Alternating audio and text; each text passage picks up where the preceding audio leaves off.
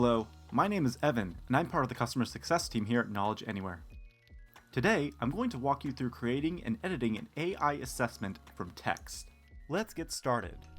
First, create an assessment course, or use one you've already created, as I'm going to do here. At the bottom of the Assessments tab, select Add Assessment from Text here. You'll be redirected to this screen here. Configure the intro text and decide on the type of questions and the number of questions you want to generate. You'll see 0 out of 16,000 in the bottom right. This means you can paste up to 16,000 characters for the AI to utilize in the assessment generation. This includes spaces, numbers, and punctuation marks. Copy and paste your text into this box. Select Generate AI Assessment and the process will begin.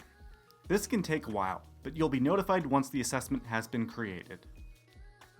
Edit questions and intro text to better refine the assessment, resulting in a better experience.